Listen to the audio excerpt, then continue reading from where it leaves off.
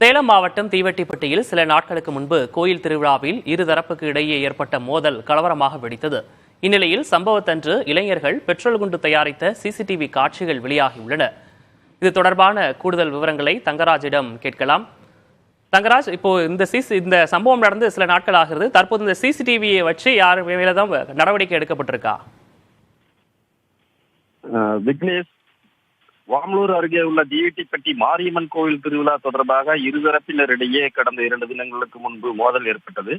இது தொடர்பாக சேலம் மாவட்ட காவல் கண்காணிப்பாளர் அருண் கபிலன் மேற்பார்வையில் போலீசார் தொடர்ந்து நடவடிக்கையில் ஈடுபட்டு இந்த கலவரத்தில் ஈடுபட்ட 2 தரப்பை சேர்ந்த 27 பேரை கைது செய்து நீதிமன்ற காவலுக்கு அனுப்பி வைத்துள்ளனர். இந்த சூழ்நிலையில் இந்த கலவரத்தில் ஈடுபட்ட மேலும் பல குற்றவாளிகளை கைது செய்யும் நடவடிக்கையிலும் போலீசார் ஈடுபட்டு வந்தனர்.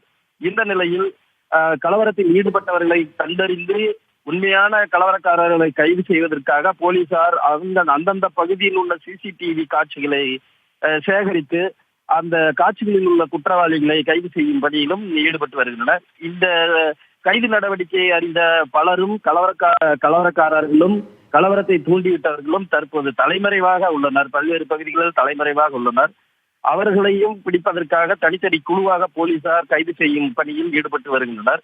இந்த சூழ்நிலையில் போலீசார் கைப்பற்றிய சிசிடிவி காட்சிகளில் ஒரு இளைஞர் அங்கு நிறுத்தப்பட்டிருந்த ஒரு மோட்டார் சைக்கிளில் பெட்ரோலை பிடித்து அதில் உள்ளே துணியை சுற்றி பெட்ரோல் குண்டு தயாரிக்கும் சிசிடிவி காட்சிகள் வெளியாகி அந்த பகுதியில் பெரும் பரபரப்பை ஏற்படுத்தியுள்ளது.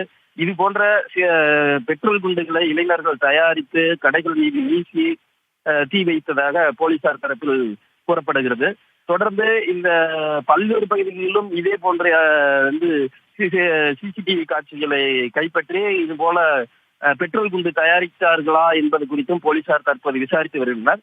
இந்த சிசிடிவி காட்சியில் பதிவாகியுள்ள இளைஞர்கள் பெட்ரோல் குண்டு தயாரித்த இளைஞர்கள் குறித்து தற்போது போலீசார் விசாரணை நடத்தி அவர்களை தேடி வருகின்றனர். விக்னேஷ், விவரங்களுக்கு நன்றி தங்கராஜ்.